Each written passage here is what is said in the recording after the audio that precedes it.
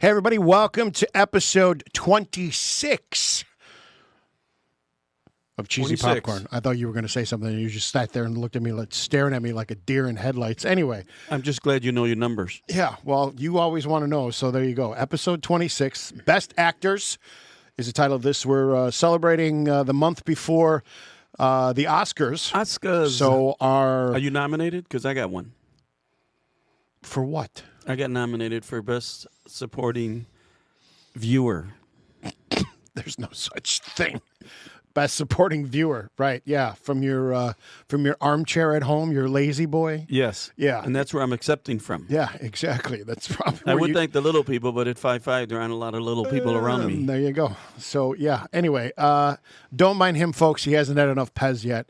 Anyway, so in celebration of the Oscars, the next couple of episodes are going to be like Best Directors, Best Actor, Best Actress, Best Picture, and we'll Best talk popcorn.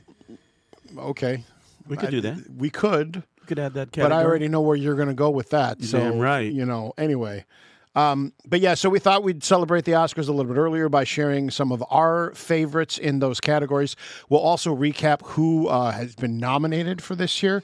And we'll see. We'll have some fun with it. We'll see how that goes. But as we do every week, I'm Chris Miles. Welcome to Cheesy Popcorn. I'm also the host of a little-known program around here called New on Music Row. You can find it, of course, on the Rise Network. It's available in podcast form, wherever you can stream podcasts. It's also available in video form. Yes, yours is. Only on YouTube. Only On YouTube. And across the aisle from me is my good pal, good buddy. And you don't even know my name. I'm letting you introduce yourself like we always do. That's nice. Oy, oy, oy. Good catch. Good catch there, Chris. It's going to Chris, be. I know your name. It's going to be one of these episodes, and I know your name, It is. Anatar. Oh, I wish it was Avatar and not Annivar, because then I'd have a ton of money.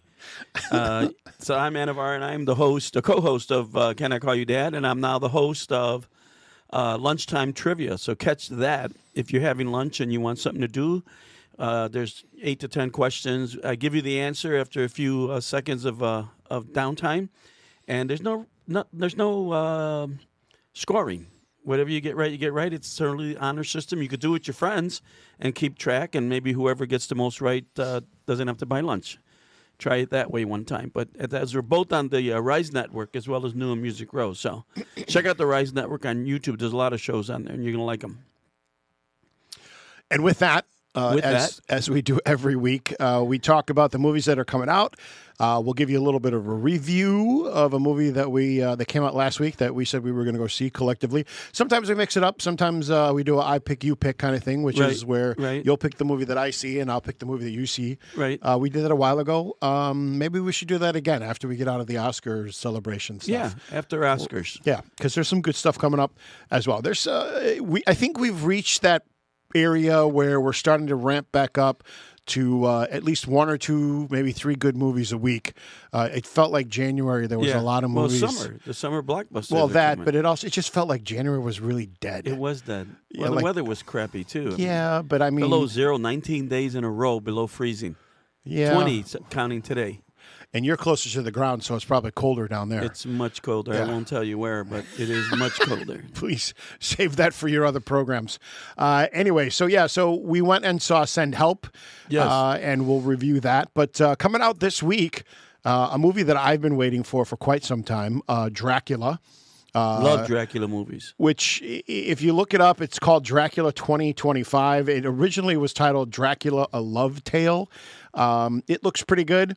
But let's talk about everything else that is coming out this week as well. The Strangers, Chapter 3, a little-known movie called The Moment, and then last but not least, it's Solo Mio. Solo Mio. Did I get that right? Okay, there we go. That's with Kevin James and Jonathan Rami. If you know Jonathan Rami from The Chosen, obviously Kevin James from King of Queens, and he had another show too. And for those of you that are Buffy fans, Allison Hannigan is in it as well.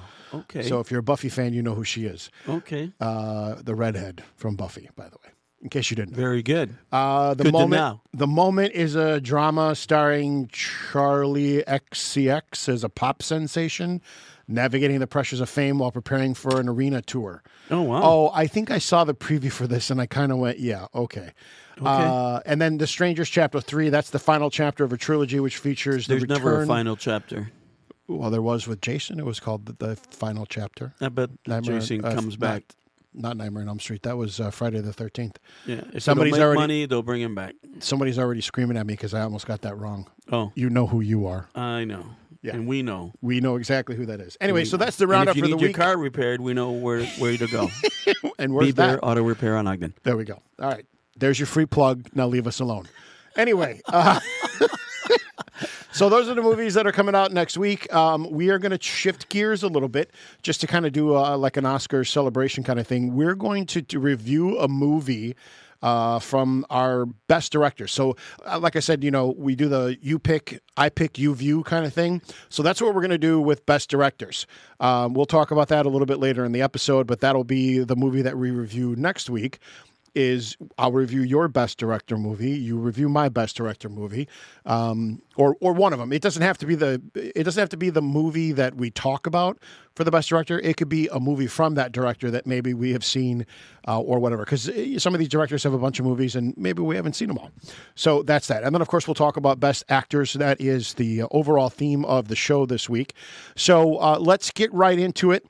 Episode 26, he likes to mark it like that. I don't know why, but that's what he does. Send Help is the movie that we reviewed. And what did you think of it overall? Because I know you're not a horror film or blood and guts kind of guy at all. So I'm not a slasher movie buff. I like horror movies, and I like thrillers. It wasn't really a slasher movie. No. But, so what did you think? You want me to go first? Yeah. Well, because I know this isn't your genre. Let's put it that way. What is my genre? I like movies like this. Here's what I thought. I thought Send Help needed to send help. And I think that's probably why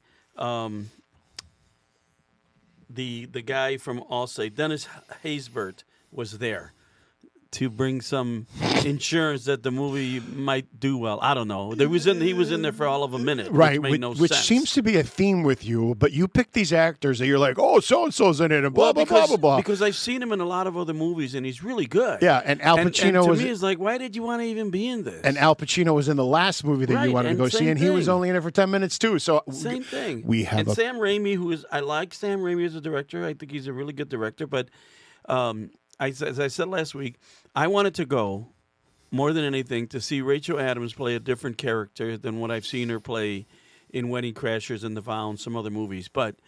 And she did. She pulled this role off really well, I thought.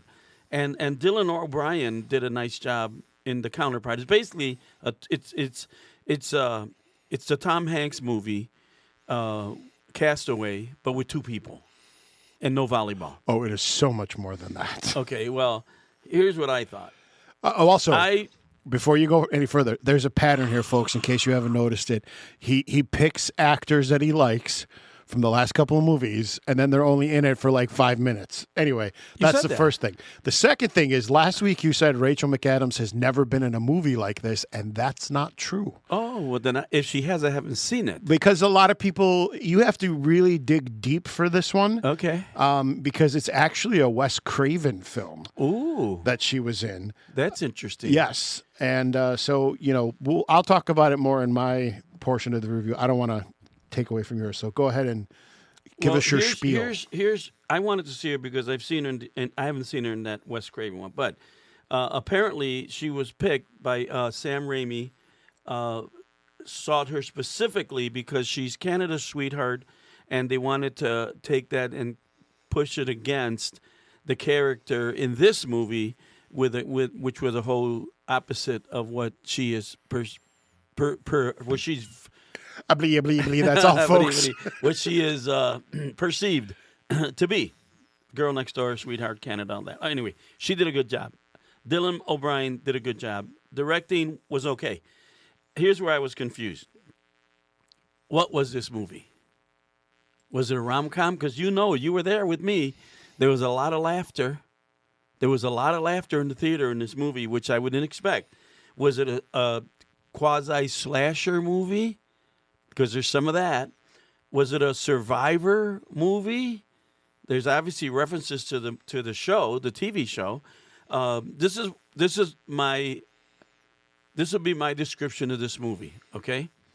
And hopefully everybody knows. This movie to me went from 6 days and 7 nights, which was Harrison Ford and Anne Heche stranded on an island, to Carrie. And that is like a long stretch. You mean Stephen King's Carrie? Yes. Like, okay. All right. Yeah, and I don't want to give stuff away, but the beginning is sort of like, again, you and I were there. There were a lot of laughs. People were laughing. It was sort of like a 6 days, 7 nights initially. There's a reason for that. I know. It just, to me, it doesn't kind of work together. And it wasn't as gory. We both said the same thing. We said it probably won't be as gory as they're making it appear. And it wasn't, except for a couple scenes that were. But I don't want to give that away. The laughter, I did not expect so much of laughter going on. It was a nice little crowd at the theater. It was a nice crowd. It wasn't full by any stretch, but it was a nice crowd of people. It was a mix too. There were some younger people, older people, and the laughs were pretty much everybody in the room. At the right, I laughed. I don't know if you laughed, but I laughed at some places. I laughed.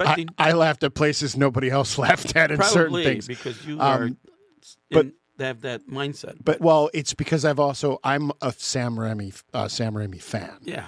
But more so because of some of the other stuff he did, because I am a horror movie fan. So I've seen most of his work. And I like horror movies. You miss okay. You miss what's your favorite horror movie of all time? Well, I happen to like Carrie. I think Carrie was a well-made, well-directed, well-acted movie. That's why I referenced this here. You know, I've watched the Friday the 13th. I've watched the Jason movies, Halloween, all that stuff. I've watched them. Friday the 13th is Jason. Yeah, I've watched those. It's not that I don't like horror movies. Did you mean to say Freddy? Is that what you meant to say? Freddy, Michael Myers, and then Jason? Yes. Okay. I'm sorry. But no, I'm just asking. I've watched those movies. I like some of them. I don't like movies like Chainsaw Massacre. I don't like that. Texas Chainsaw Massacre. Because that's just killing up to killing up to killing up to killing up to killing. And there's no plot. I like a movie with a plot. What? Okay. You said you've seen Friday the 13th. Mm-hmm. Which every single one of those movies is killing after killing after killing after killing after killing. But there's a little bit more of and I didn't say I liked it. I just said I saw it. There's a little bit more of a plot to Friday the 13th than there is to Texas Chainsaw Massacre? Yes, in my opinion. Oh, my goodness. Anyway, this movie isn't one of those movies, though. Texas Chainsaw Massacre is based off of a true story. I understand. Maybe that's why. So how is there less of a story in Texas Chainsaw Massacre? When they make movies about people like that because it makes them famous, and I hate that. So I don't watch 2020 or Dateline anymore because they take people who should never be famous and make them famous. But this movie wasn't that. This movie was, to me, it didn't know what it wanted to be, in my opinion. It was kind of all over the place in terms of emotions and the style. You know, there are parts of this movie that could have easily ended totally different and been a rom-com of two people stuck on an island. They get rescued. He's got a fiance, but he realizes he loves this girl instead, and it's the same kind of formula. But it didn't do that. It didn't. And it didn't have the beginning elements of how it ended. Even the very end was like, what? That made no sense at all. Okay.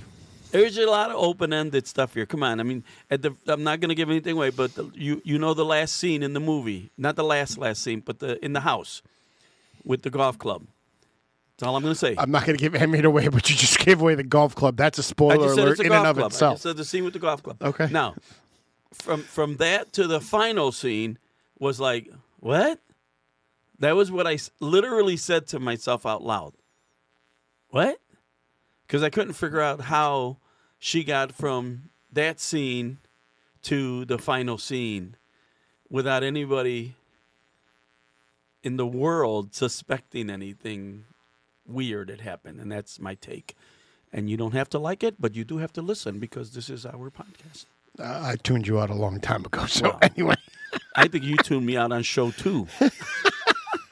All right. So for the record, I don't think Sam Raimi has ever done a rom-com. This was close in the beginning. Not even. No way. There's no way this was a rom-com. Anyway, so this movie is basically real easy to sum up. Okay. With this, it is an American survival horror film. That's what it is. American Survivor horror survival film. Survival horror film. And that is So which category at the Oscars? That would be horror. Oh. You know, you make up categories too. So, you know, hey, there we go. I make up categories. Oh, yeah. What was the last episode? Oh, Race Against the Clock. That's what it was. Yeah. Anyway. That's an actual category at the Oscars. No, it's not. It doesn't air. Because it doesn't exist. They do it with the technical awards. Oh, my God. Yeah, exactly. And if you believe that, folks, he's got a plot of land to sell you, swampland, as a matter of fact, to sell you in the middle of the Mojave Desert. Yes. Anyway. It's cheap. Yeah, very cheap. Very cheap. Yeah, exactly. Kind of like the bird from this movie. Yes. So, yeah, Send Help.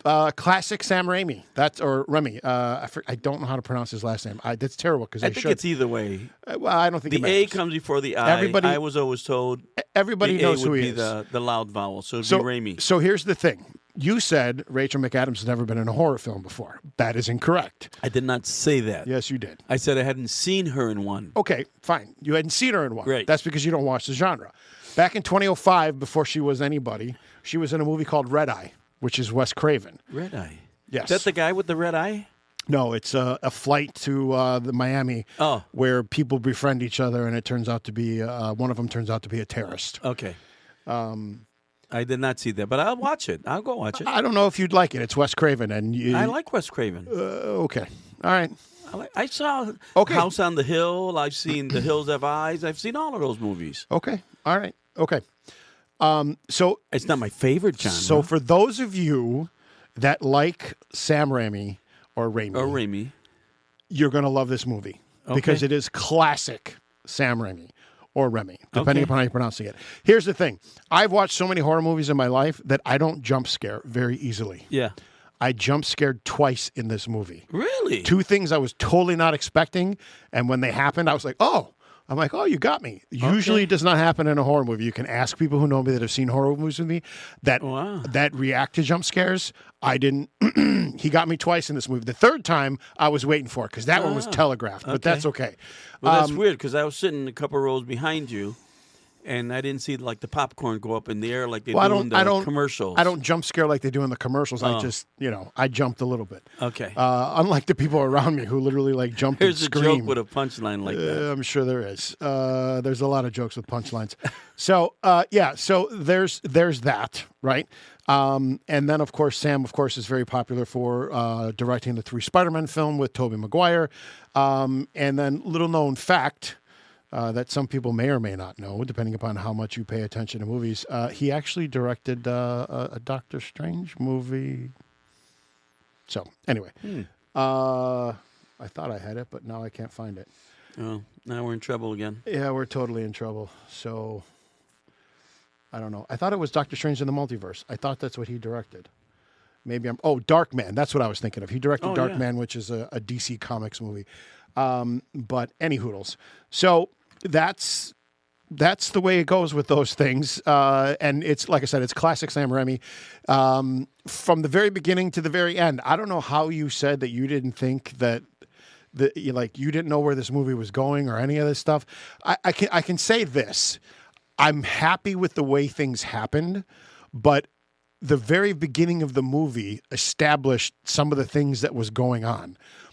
And that's how I picked up on things. And I was kind of like, oh, so somebody in this movie is a huge Survivor fan, and they're very much into like survival books and that kind of stuff. That's not much of a throwaway because it's in kind of the previews and that kind of stuff. Right. So anyway, and I thought from the very beginning it established everything that it was supposed to establish and set it up on a good course. And like I said, it's classic Sam Raimi. Here's the thing. Because it's classic Sam Raimi, there's going to be blood all over the place. There's a hunting scene, which you probably found a little bit over the top. I thought it was awesome. No, I didn't actually. Oh, okay. Well, I'm wrong. And I was expecting more of that kind of stuff. Okay. And that's why I'm saying that I'm confused because up until that point right there, Up until that point, it was more of a survivor of a plane rom-com, which is the same as 6 Days, 7 Nights. How in the hell Up until that one point. How in the hell was it a rom-com? They don't even like each other. They never like each other in rom-com. Do you watch Hallmark? Oh my God. Do you watch Hallmark movies? No, I don't watch Hallmark movies. movies. Well, you should start. No, I won't, because they're boring. No, they're not boring. They're says beautiful. You. Yeah, exactly. Beautiful. They're beautiful. There we go. That says it all right there, folks. Anyway, you didn't say what you didn't give it a scale. 6. A 6. I gave it a 6. You gave it a 6. Interesting. Yeah. All right. I wouldn't watch it again. I would totally watch this movie again. Yeah. I would not watch it with people who cannot watch horror movies, though. No. That's for sure. Yeah. Because there's who knows when you need to cover those people's eyes and all that kind of stuff. There's a high level of oh my God, Jesus Christ in this movie. There totally is a high level of that. Level. There's a high level of blood as well too in areas where you may or may not expect it. And then there's just classic twists and turns. You don't know what's coming next. But along the way, you start to figure things out, and you start to see where things really are going. I think it's a great script. The cinematography, some of the shots were absolutely beautiful. There's a tree in the middle of the forest that they found that is so gorgeous. It's a huge tree, and I think it's like a 30-second shot of them walking through the forest or whatever. But I was like, oh my God, I want to know where that tree is because I want to be able to go see it. But of course, it's probably on some deserted island somewhere that nobody will ever get to. But some of the great, some of the ocean shots and all that kind of stuff, just great stuff kind of all around the board. I'm going to give it a 7.5, actually. Because I thought it was very entertaining. I thought there were enough twists and turns in it. And there's just enough of that I'm going to get you kind of sense in the movie where you're not sure who's really going to get who. And you're kind of like, oh, is this going to happen this way or is this going to happen that way? So, like I said, great performances, of course, from Rachel McAdams and Dylan O'Brien. Dylan, of course, with that signature laugh, the that everybody knows. And then your buddy, Dennis, who was in the movie for all of 5 minutes. Hence, folks, there's a pattern with him and movies. Okay. I'm guessing that he couldn't be in it longer because they had to go sell some insurance somewhere. Either that or he finally realized that, he shouldn't have been in the movie in the first place. Or he was confused about what movie he was in. Maybe. We'll see. Who knows? Anyway, so all in all, I mean, if you get a chance to see it in the theaters, I would. I think the big screen helps and adds to it just a little bit. Yeah, if you're going to go see it in the theater. Don't wait for it to be streamed. Exactly. If you're into these kind of movies and you like Sam Raimi, go see it in the theater. Exactly. And I think it's worthwhile. I think it's one to check out. Now, without giving anything away, let me ask you a question. Sure. There's a scene in the movie. I want you to explain to me how this happened, if you can. When I'm waiting. When the main character takes over the company, and he's walking through the female main character or the male main character? The male. Okay. The guy. Okay. Becomes because those are two different points of the movie. Well, when he's president of the company, okay. They're in the city. They're by the cubicles. Okay. And she gets up to talk to him. And they focus on what when he's talking to her? They focus on a piece of food that's on her lip. A piece of tuna fish, right. Tuna salad that's on her lip. Yeah. Right. Now you tell me how that piece of tuna fish in the next scene with him in the office with the Allstate guy gets on his finger. It's not the same piece of tuna fish. It's a different piece of tuna fish from when she shook his hand. No. Because right before that, she was trying to clean her mouth off, and she missed that one little spot. And so it was probably still in her hands. And when they shook hands, that's how it was on his hand. And you saw that happen. They shook hands, and she cleaned her mouth. She tried to clean her mouth without a napkin before they shook hands. I didn't see them shake hands. They did. Maybe I missed that. They did. It was just. But that was confusing to me. I'm like, how did? Because right before that scene, when he starts to walk away from her, and they cut to her, she doesn't have it on her mouth anymore. Mm-hmm. It's gone from her face. It's probably a continuity error that you saw in the movie, for sure.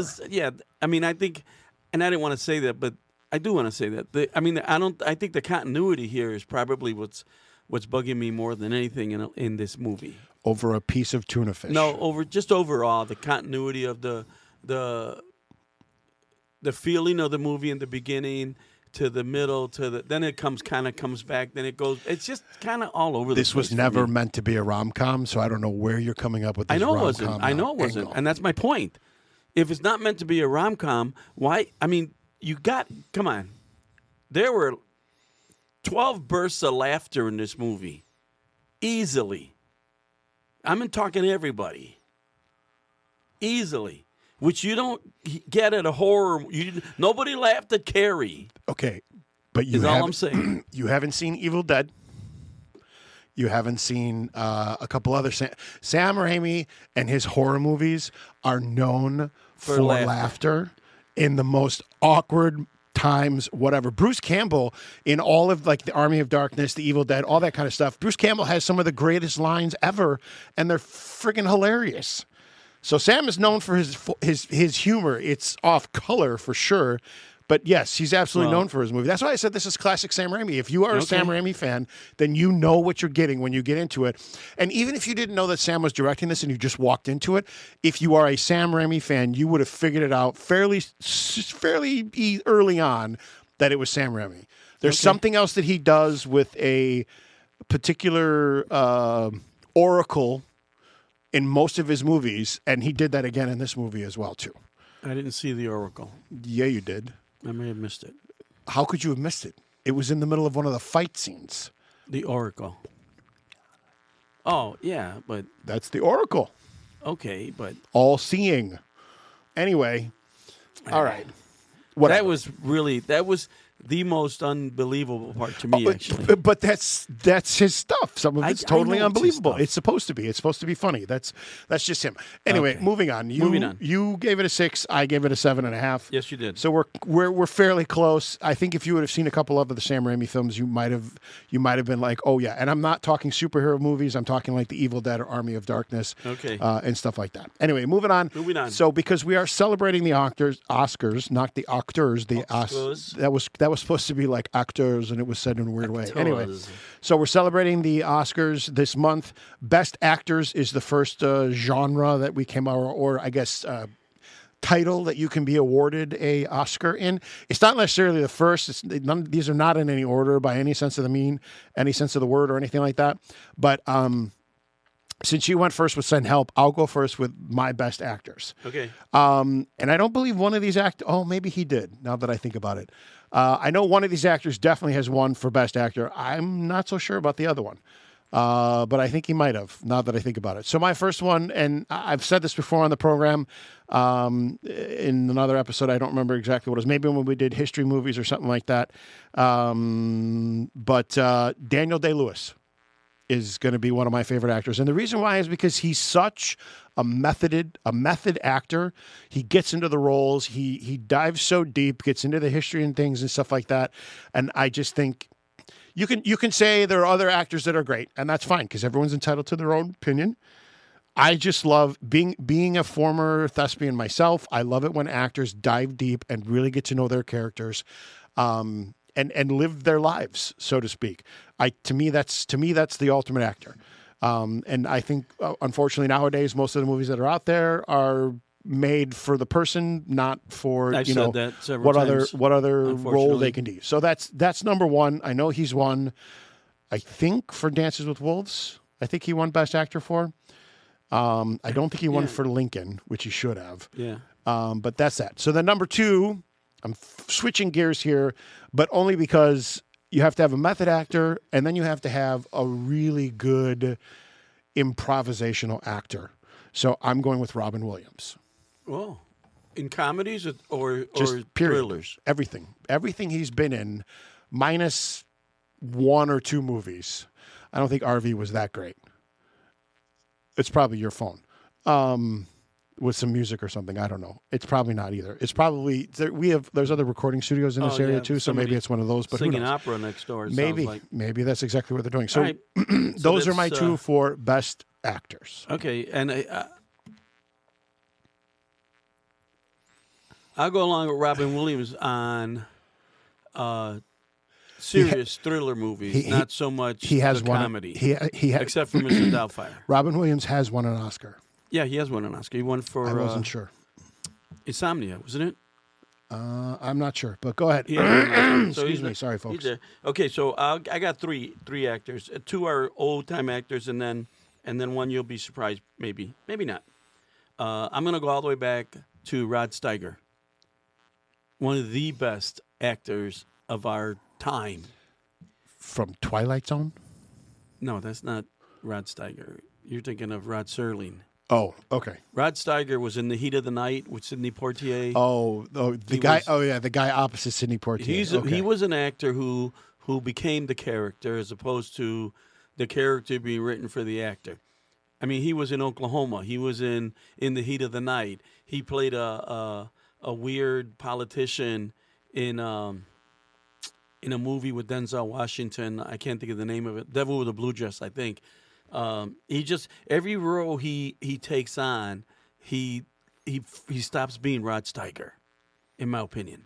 Every movie I've ever seen him in, he's a whole different character, and that's what I like about him. Another guy who didn't do that as much, but was just a great actor when you left the movie. I think if you're a good actor, when people leave the movie, they don't talk about you. Nowadays, people leave Mission Impossible. They're talking about Tom Cruise. Tom Cruise did this. Tom Cruise did that. When you watch movies with actors like Rod Steiger and Spencer Tracy, you talk about the character. He was brilliant in Guess Who's Coming to Dinner. He was brilliant in Death Set. He was brilliant in Bad Day at Black Rock. There's so many great movies that Spencer Tracy's been in. He is beyond the doubt one of the greatest actors of all time, in my opinion. Bringing it forward, and this will be weird for you because we are in agreement. Daniel Day-Lewis. Particularly, my favorite performance was My Left Foot. And I think he may have won an Oscar for that. Why would that be weird when you mentioned the guy that you mentioned, the opposite of Sidney Poitier, and you're talking about how he gets into the roles? Rod Steiger? Yeah. No, it wasn't weird that we agree. You had Daniel Day, and I had Daniel Day. We've agreed every once in a while on things. It's rare, though. And when we do agree, I don't get a Pez. But Daniel Day-Lewis... Here, have a Pez. This is the Pez opening.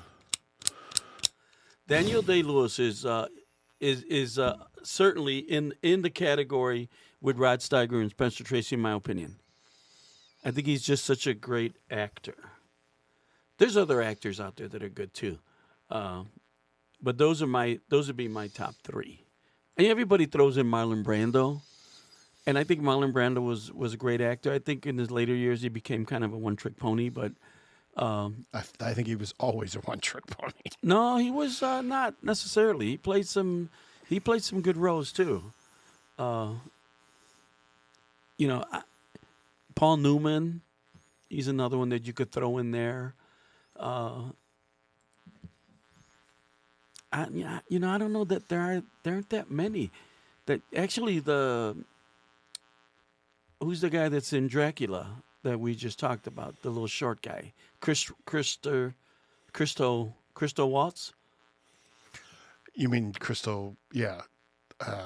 I can't think of his last, but that guy, he plays different characters. I like him too. So, but I'm going with Daniel Day. Christoph Waltz. Christoph. Yeah, I'm going with it. Who plays Van Helsing, by the way, in the movie. Oh, nice. I like Van Helsing. Mm-hmm. That was a good movie. See, I like those kind of movies. Mm-hmm. All right, so that takes care of that. On a side note, our number one fan also mentioned that the reason Rachel McAdams got the role in Send Help is because Sam Raimi saw her, worked with her in Multiverse, in Doctor Strange Multiverse. See, I knew he did Doctor Strange. I just couldn't remember which one it was. And he said that there was an interview where he said that he was trying to tell her, because it's a lot of CGI, and he's told her this is what's happening in this scene. This is what will be happening, and rather than say, okay, I got it, she started asking questions like, well, how big is this creature? How many times am I trying? And he was impressed that she would have those questions. It's supposed to just, okay, I got it. He said that was an interview. I don't know if it's true or not, but I looked it up, and it did say that he noted her dedication, ability to handle intense physical scenes, her talent for bringing gusto and authenticity to complex roles. Easy for you to say. Which sounds like what Armand's right. I think he saw that when he worked with her on a Multiverse, that she didn't just say, okay, I can get it, but she actually asked questions about that seemed important to him, like how many arms does this creature, whatever the questions were. So, shout out to Armand. He was right on that one. There you go. Armand officially got his shout out for the day. So I guess we can officially call that the episode. We can. So coming up next week, we'll talk about best directors. We'll give you a preview of the movies that are coming out next week. And we're going to do that little flip-flop thing. So unfortunately, we have to, we won't reveal the movies that we're going to review. We'll do that in the beginning of next episode. That way, this gives you a little bit of a cliffhanger, and you could be like, what are they going to do? What are they going to do? What are they going to do? Well, you're going to have to wait till next episode. And until then, save us some popcorn. Some cheesy popcorn. And by the way, shout out to our other guy who hosts. Oh, here we go. Well, Andrew. Couldn't even end the episode the right way. Now we're going to have to redo Andrew's got it. a song coming out soon called Ready to Go. You could have used that. You could have saved that for next episode when it comes out the day after the episode airs. Well, there we go. It's going to come out about a week or so. Right. Well, you're already ready to go with it. I'm ready to go with it. So the song is called Ready to Go by Andrew Salgado. You can go on andrewsalgado.net and get, I think you could save it. You could pre-save it to Spotify, Apple Music, wherever you need to go to. So do that too. Go do that. He's a co-host on Can I Call You Dad? I won't tell you why that's the title of the show with him in it. But we've already done that. And then, let's switch it now. Trading Places, was it? Huh? What's the movie it's from? What? Trading Places? No, it's from Easy Money. Easy Money. With Randy Dangerfield. Okay. All right, so until then, save us some popcorn. The cheesy kind.